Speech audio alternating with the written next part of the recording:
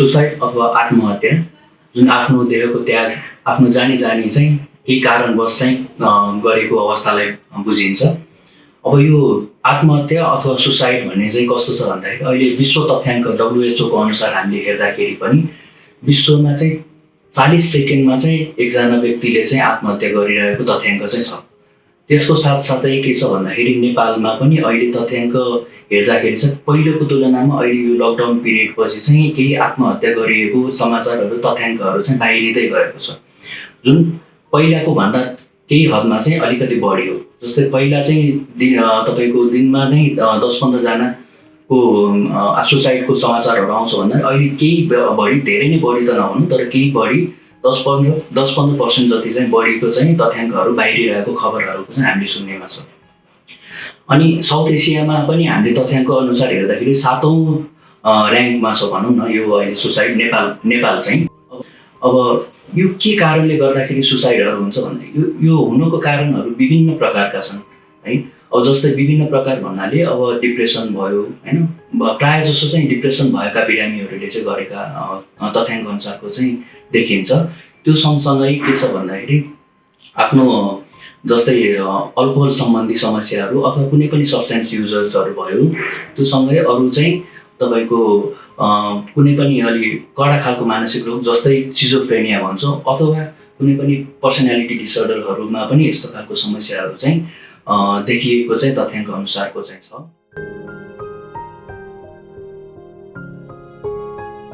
मुख्य कारण अब यो विषयमा भन्दा किन चाहिँ अहिले लकडाउनमा चाहिँ अलिकति झन् बढी रूपमा देखिरहेको छ भन्दाखेरि अब विभिन्न कारणहरू हुन्छन्। कारणमा चाहिँ अब यो अघि भनेको जस्तै डिप्रेसनहरू अथवा तपाईँको सब्सटेन्स युज डिसअर्डरहरूको बारेमा, सिजोफ्रेनियाहरू अथवा पर्सनालिटी डिसअर्डर बाहेकको चाहिँ हामी चाहिँ यसलाई चाहिँ कारक तत्त्व भनेर चाहिँ कसरी एक्सप्लेन गर्छौँ भन्दाखेरि चाहिँ यसलाई बायोलोजिकल, साइकोलोजिकल र सोसल फ्याक्टर्सहरूको अनुरूपमा चाहिँ भन्ने गर्छौँ। जस्तो बायोलोजिकलमा चाहिँ कसैमा चाहिँ के छ भन्दाखेरि हाम्रो दिमागभित्रमा नै अब कुनै रासायनिक तत्त्वहरूको समस्या गडबडीको कारणले गर्दाखेरि भयो अथवा घर परिवारमा नै अरू कसैलाई पनि त्यस्तो खालको समस्या छ अथवा हेरिडिटीको कारणले गर्दाखेरि पनि यस्तो सुसाइडहरू हुनुभयो। त्यो सँगसँगै अरू साइकोसोसल फ्याक्टरहरूमा हरेक कुराहरू जस्तै तपाईँको फ्यामिलीहरूको कुराहरूमा फ्यामिली स्ट्रेसर्सहरूको कुरा भयो, त्यो सँगै चाहिँ कस्तो हुन्छ भन्दाखेरि हजुरको जबको स्ट्रेसर अथवा प्यारेन्टिङ नै कस्तो छ उसको, अरू भनेको चाहिँ तपाईँको सब्सटेन्स युज नै छ कि छैन, जस्तै अल्कोहल युजहरू बढी मात्रामा भइरहेको छ छैन, अथवा पहिले पनि यस्तो खालको समस्याहरू थियो कि थिएन, गरेको अवस्थाहरू छ कि छैन, जस्तो आत्महत्याको प्रयास पनि पहिला भएको थियो कि थिएन। त्यो कुराहरूले गर्दाखेरि पनि यो एकै कारणले गर्दाखेरि मात्र अथवा स्ट्रेसकै कारणले मात्र गर्दाखेरि आत्महत्या बढेको भन्न चाहिँ मिल्दैन। यो सबै बायोलोजिकल, साइकोलोजिकल र सोसल फ्याक्टर्सहरू सबैको मिश्रणले गर्दाखेरि चाहिँ यस्तो खालको स्टेप्सहरू चाहिँ अथवा स्टेप्स भन्दा पनि पहिला त कुनै पनि मानसिक समस्याहरू नै आउने गर्छ र त्यो मानसिक समस्याको आइपरेको अनुरूपमा चाहिँ सुसाइडहरू चाहिँ गरिएको तथ्याङ्कहरू अनुसार चाहिँ छ।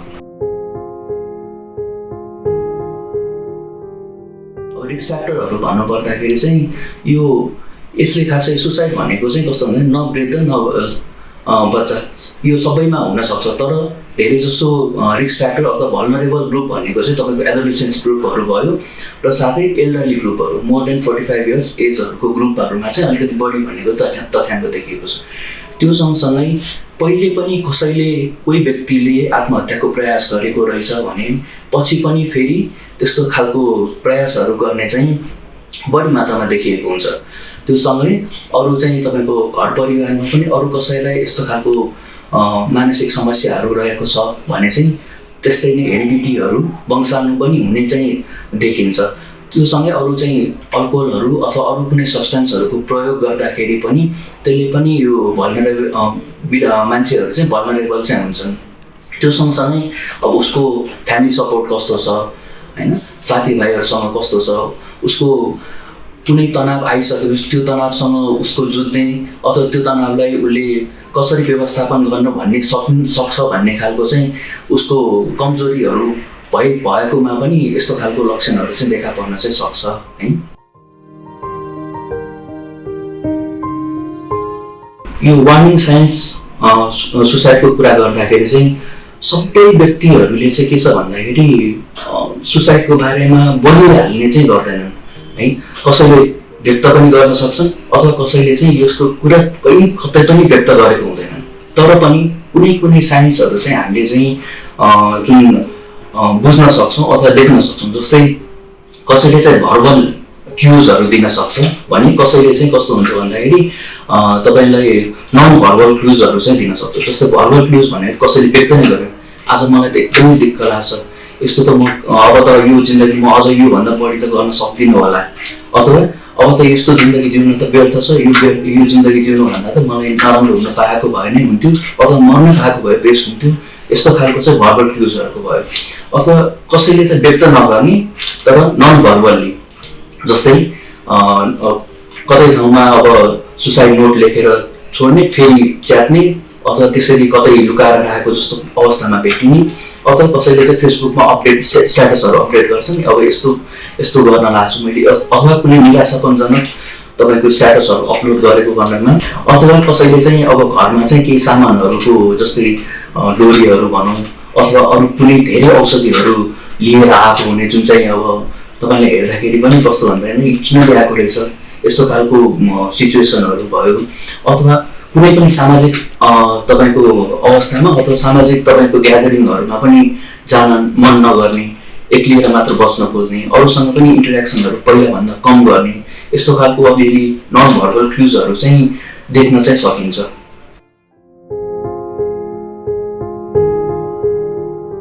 सुसाइडको बारेमा हाम्रो समाजमा रहेको विभिन्न कुराहरू छन् जुन हामी मिथहरू चाहिँ छन्। जस्तै अब हाम्रो समाजमा कहिले के पनि भन्छन् भन्दाखेरि आत्महत्याको बारेमा अब कसैसँग त्यो व्यक्तिसँग खुलेर कुरा गर्नै हुँदैन, त्यो कुरा गर्यो भने चाहिँ के हुन्छ भने उसलाई झन् प्रोत्साहन मिल्छ। त्यस्तै भएर चाहिँ हामीले यस्तो खालको कुरै गर्नु हुँदैन भन्ने खालको चाहिँ अब मिथहरू चाहिँ छन्।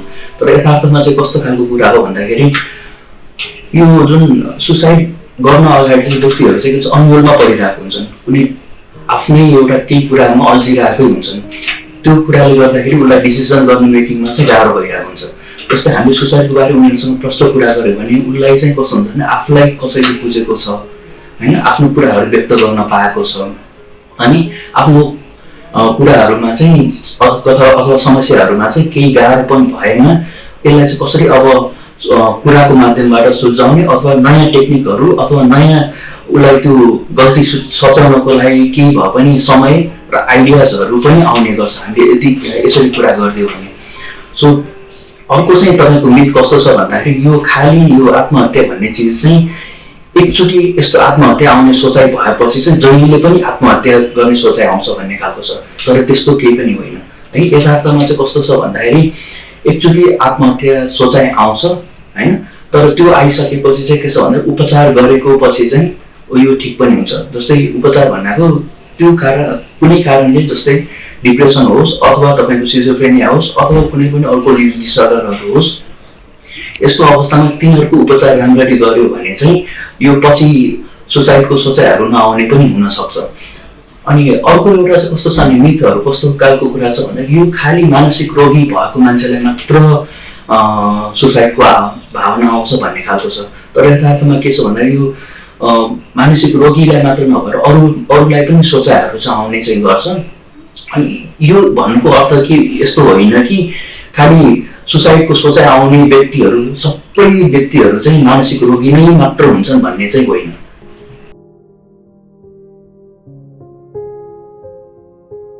अब यो सुसाइडको चाहिँ हामीले बुझ्नुपर्ने कुरा चाहिँ के हो भन्दाखेरि यो सुसाइड भनेको चाहिँ प्रिभेन्सन चाहिँ हुन्छ है। अब यसमा चाहिँ हामीले प्रिभेन्टिभ स्ट्राटेजीहरूमा चाहिँ युजुअली के गर्नुपर्छ भन्दाखेरि चाहिँ एउटा त पब्लिक एवेरनेस नै हुनु पर्यो होइन। जनमानसमा अझै पनि यसको चाहिँ यो आत्महत्याको लागि लिएर यो त ठुलो क्राइम नै हो भन्ने खालको कुराहरू छ।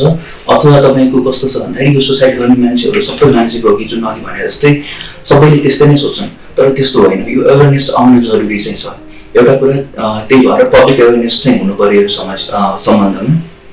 त्यो सँगसँगै कस्तो छ भन्दाखेरि हामीले सपोर्ट ग्रुपमा चाहिँ जस्तै अब साथीभाइ नै होस् अथवा फ्यामिली मेम्बर नै होस् है, जुन यस्तो खालको सुसाइडको सोचाइहरू आइरहेको बेला उनीहरूसँग इन्टरेक्सन गर्ने अथवा सपोर्टहरू दिने, साथ दिने, त्यो गरेपछि के हुन्छ भन्दाखेरि उसलाई चाहिँ अलिकति हौसला पनि प्रदान हुन्छ र आफ्नो समस्याहरू आफ्नो तनावहरू चाहिँ उसलाई व्यक्त गर्नलाई पनि उनीहरूलाई सजिलो हुन्छ। अर्को चाहिँ प्रिभेन्टिभ स्ट्राटेजीहरूमा अब त्यस्तो केही गाह्रो नै भइ नै हालेको अथवा सोचाइ त्यस्तो नै आयो भने पनि तपाईँको के गर्न सकिन्छ भन्दाखेरि अथवा गर्ने नै धेरै नै चान्सेसहरू देखिरहेको छ भने अलिकति रुमबाट अथवा तपाईँको ऊ जहाँ बसेको छ त्यो ठाउँबाट चाहिँ अलिकति रिस्क हुने खालको चिजहरू जस्तै अब डोरी भयो होइन, चक्कुहरू भयो अथवा तपाईँको औषधिहरू नै धेरै भयो, तिनीहरू चाहिँ त्यो ठाउँबाट हटाउन चाहिँ पर्यो है। यो सँगै चाहिँ अरू के गर्न सकिन्छ भन्दाखेरि चाहिँ हामीले तनाव व्यवस्थापनहरू स्ट्रेस म्यानेजमेन्टहरू चाहिँ को तरिकाहरू चाहिँ सिकाउन सक्नु पर्यो। जस्तै त्यसमा अब मेडिटेसन योगाहरू पनि हुन्छ है। त्यो सँगै डाइटहरूको मेन्टेन पनि हुनु भयो, निश्चित रुटिनहरू मेन्टेन गर्ने। सँगै चाहिँ कस्तो छ भन्दाखेरि जति राम्ररी उसले आफूले भेन्टिलेट गर्न सके आफूलाई त्यति नै सजिलो हुन्छ खासै कुरा गर्दाखेरि चाहिँ। अनि एक्सप्रेसिभ हुनु पर्यो। अरू चाहिँ अब धेरै नै गाह्रो खालको मानसिक समस्याहरू छ होइन, अथवा जस्तै अब सिभियर फर्ममै छ, त्यस्तो भएको अवस्थामा चाहिँ मनोचिकित्सकहरूसँग सल्लाह लिएर अब यसको चाहिँ विधि भनेको चाहिँ उपचारमा औषधिहरू एन्टिडिप्रेसन अथवा एन्टिसाइकोटिकहरूको प्रयोगहरू चाहिँ गरेर यो चाहिँ सुसाइडहरू चाहिँ प्रिभेन्सन गर्न सकिन्छ र यो सुसाइड प्रिभेन्ट पनि हुन्छ।